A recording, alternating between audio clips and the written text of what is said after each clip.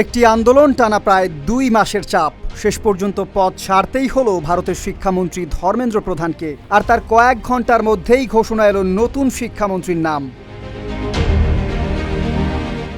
শনিবার ২৫ জুলাই তীব্র আন্দোলনের মুখে শিক্ষামন্ত্রীর পদ থেকে পদত্যাগ করেন ধর্মেন্দ্র প্রধান। এরপরই ভারতের রাষ্ট্রপতি দ্রৌপদী মুর্মু তার পদত্যাগপত্র গ্রহণ করেন এবং প্রধানমন্ত্রী নরেন্দ্র মোদীর পরামর্শে প্রহ্লাদ যোশীকে নতুন দায়িত্ব দেওয়ার অনুমোদন দেন।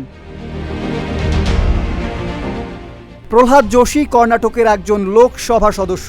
তিনি আগে থেকেই নবায়নযোগ্য জ্বালানি এবং ভোক্তা, খাদ্য ও গণবণ্টন মন্ত্রণালয়ের দায়িত্ব পালন করছিলেন। এবার সেই দায়িত্বের পাশাপাশি শিক্ষা মন্ত্রণালয়ের দায়িত্বও তার কাঁধেই তুলে দেওয়া হয়েছে।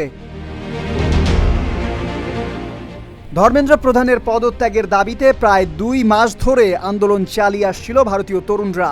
মেডিকেল ভর্তি পরীক্ষার প্রশ্ন ফাঁসের ঘটনাকে কেন্দ্র করে দিল্লির যন্তর মন্তরে শুরু হওয়া সেই আন্দোলন ধীরে ধীরে দেশ জুড়ে ছড়িয়ে পড়ে। গত সোমবার পার্লামেন্ট ভবনের দিকে বিক্ষোভ মিছিলের সময় হামলার ঘটনা আন্দোলনকে আরও তীব্র করে তোলে। প্রধানমন্ত্রী নরেন্দ্র মোদী টানা ২ দিন বার্তা দিলেও আন্দোলনকারীরা নিজেদের দাবি থেকে সরে আসেনি।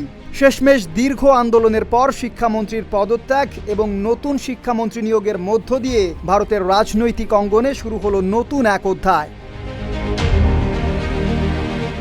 কামরান তুষার, ডেস্ক রিপোর্ট, ঢাকা পোস্ট।